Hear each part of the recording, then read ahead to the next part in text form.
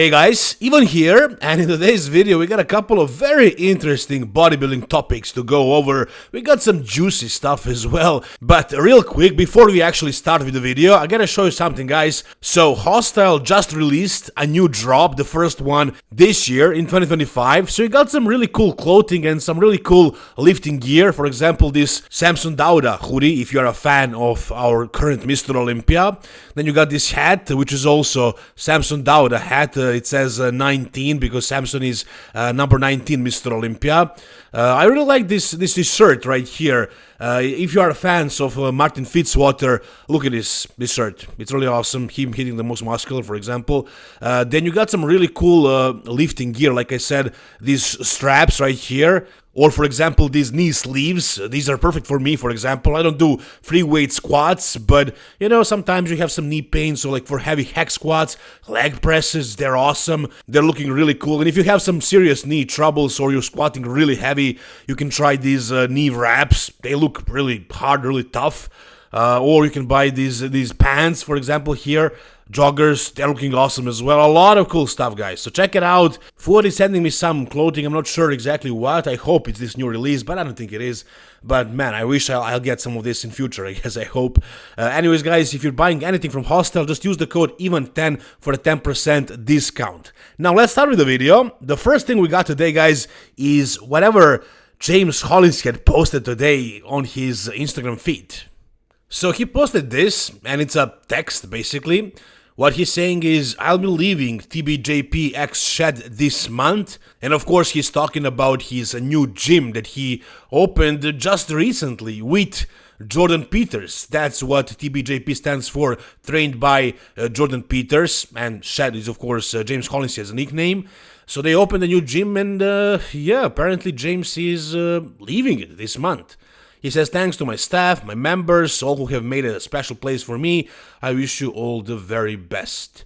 Nothing in the description. Somebody did ask, however, brah, how is it even possible? It's your gym. And he just simply replied, choice. That's it.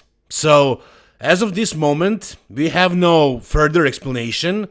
Investigator Regan is on the field right now, so we're gonna try to figure out what happened here, what could have happened. It's gonna be just a bunch of speculation, but honestly, I don't have any concrete information. So, as you can see, James is leaving this. Now, my best guess, again, this is just pure speculation, nothing else. My best guess is like, I have friends who actually opened gyms, exactly, not just other businesses, but actually gyms, and it's always the same thing, like, friendship and business, it never works. It never mixes well. You guys probably know that as well. I'm sure everybody knows that. Sometimes it works, sometimes people are optimistic, they believe it's gonna work when they try it, but usually it doesn't end up well. And usually, especially with the gyms, it's that one side, one party doesn't want to put as much work in, but they are expecting to take away just the same as the other party that is maybe putting in a lot more work. And that can cause troubles, that can cause arguments, that can cause an avalanche, basically, and usually it ends up by one of the partners stepping out, cashing out, something like that. And if anybody's gonna cash out here, it would be James, because Jordan Pieters has a lot of other successful businesses. He has one of the most, if not the most, the biggest subscription website in the world when it comes to bodybuilding. I'm sure he owns a couple of other gyms, I'm pretty sure. I don't know exactly, but I know that he's a very successful businessman. And James, I think this is like his first big business that he opened, that he started, that he tried. He's a professional bodybuilder. He's competing at a very high level. He earned a lot of money from it, obviously, and he tried to invest it in something, in some business, and it seems like it failed. I mean, it failed for him, because here in this story he says, cheers for the messages, the gym will still be open as usual. It will just be Jordan's gym and not ours. I'll no longer be training there. The future is bright and today is great. Roll on the next few weeks of prep. Have a good day. So as you can see, the gym is not closing. I don't know if the gym failed itself or it's just this partnership of these two guys and that's it. I feel like that's all. I just hope James didn't lose a lot of money. He got out of it. It's going to be Jordan's gym. I hope Jordan paid him off, in full. I hope James didn't really lose anything, but if he did, it's a lesson. It's definitely a life lesson. It's his first big business. Hopefully the next one will be more successful. But again, we have no idea what really happened. It's all just speculation. Maybe it was different. Maybe it was James who wasn't putting the work in, and that's why the troubles started. Or maybe there were no troubles. Maybe James just wanted to cash out because he wanted to do something else with his money, and Jordan was fine with that, and he cashed him out because the business is successful. But I don't think it's that, again, mainly because of that one word comment that James left in the comments where he said, choice. It seems like he wasn't happy where he was in this partnership. He was probably kinda in some way forced to do different things, maybe put in more work than Jordan, and he didn't like that, and finally he decided to, exit because he has the ability to choose, he has a choice. And maybe I'm looking too deep into this again, I'm just speculating, but come on guys, don't tell me you don't feel the same way. It seems like there is some trouble between these two guys, and maybe they could have solved that, maybe this was a rash decision, but it is what it is. James is out of the business. I don't know what the gym is going to be called in the future, but it's no longer what it was, and James is not going to be part of it anymore. Also, if you check their accounts, you will see that they no longer follow each other on Instagram. So, yeah, that tells you pretty much that there is some sort of quarrel between these two guys.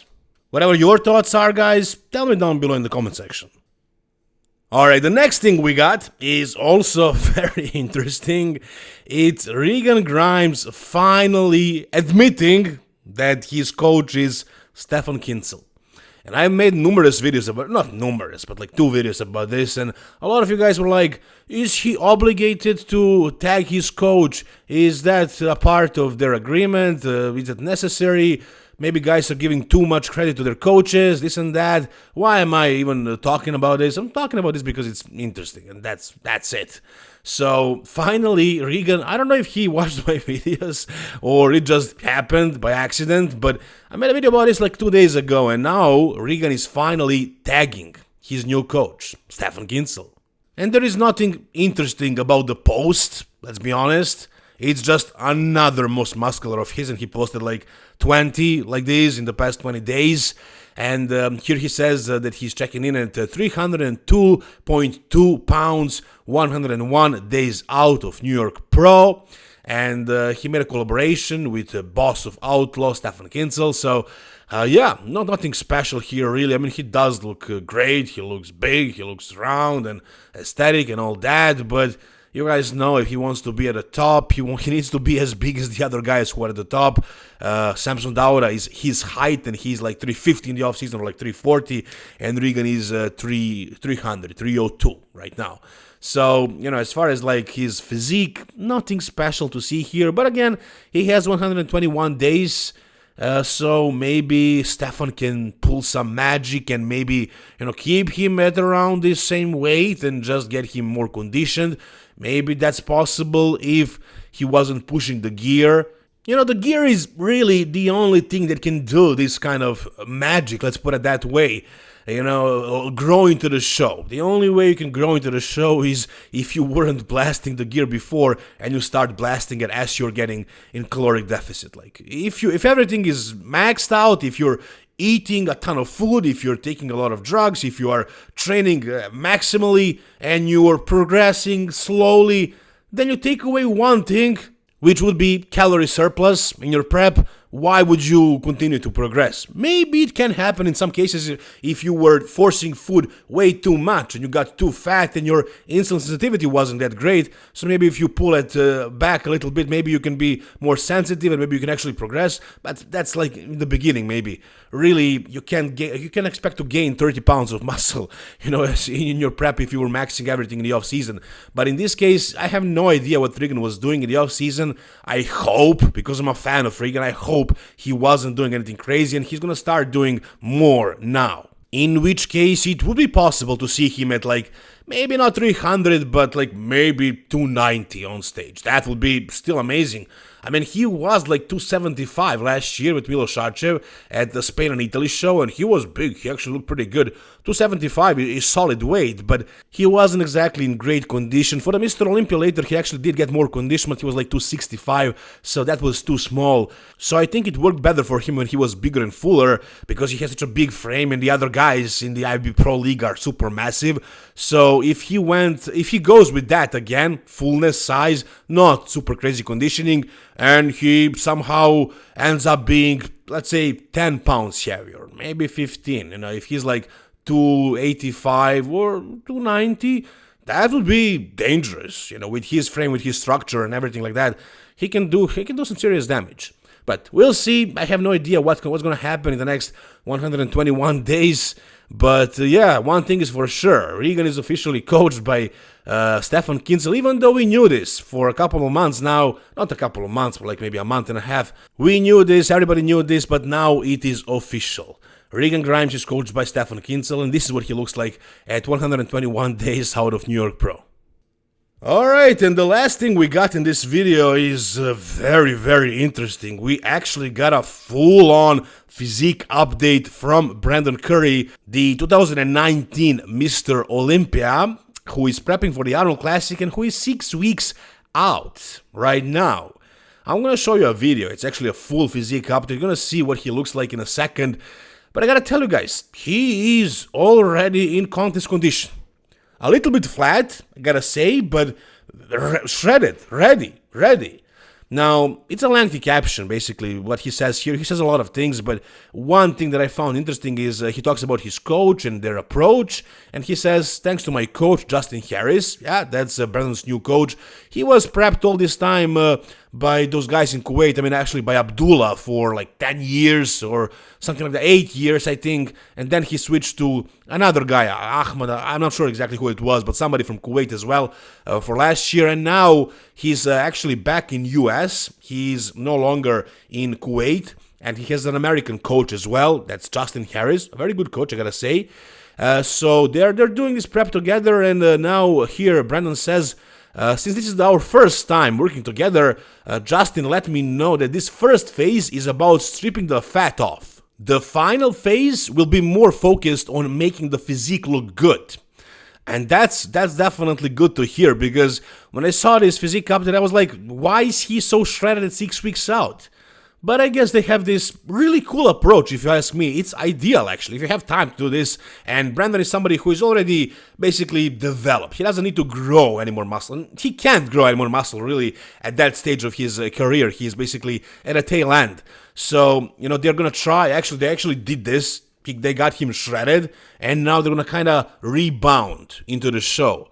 Because when you're so shredded like this, you can actually start ramping the food back up, and you won't gain any fat, but you'll actually get bigger and fuller and rounder. And if you get a little bit fatter, you can just pull back, but maintain a really good body fat percent and actually get bigger and fuller, which is something I've done with my clients and myself as well when I had multiple shows in plans that are like a couple of weeks in between, and you're prepping for like 2 months. I mean, you're competing for like 2 months.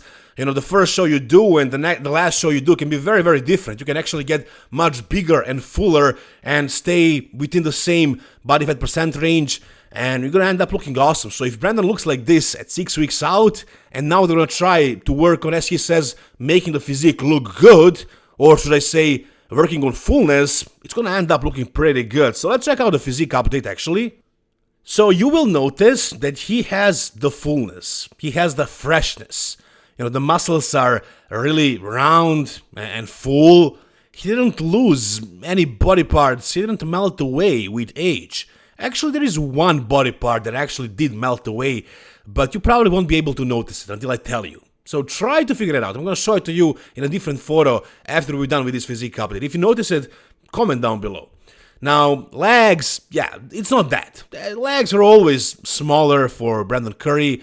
But here you will see that they're conditioned, they're shredded, and now that when they start working on fullness, they're probably going to come back to life. They're probably going to be fuller on stage than they are right here. However, from the side, it looks crazy, man. Even the legs are looking freaking full and big. Hamstrings are popping out, glutes are shredded, even the quad sweep is good. Look at this. Legs from the side are amazing. Look at the arm as well. So the small waist. Look at the midsection. Very, very flat and tight stomach. You know, for somebody at this level of size and basically a top bodybuilder, it's not something you see very often. It seems like he has no issues controlling his midsection. It's just perfectly flat. You know, he has no troubles with that. Again, upper body, the fullness is there, conditioning is done. You know, he doesn't need to get any leaner than this, really. He can get fuller, he does seem flat, but you know, again, the freshness of the physique is there.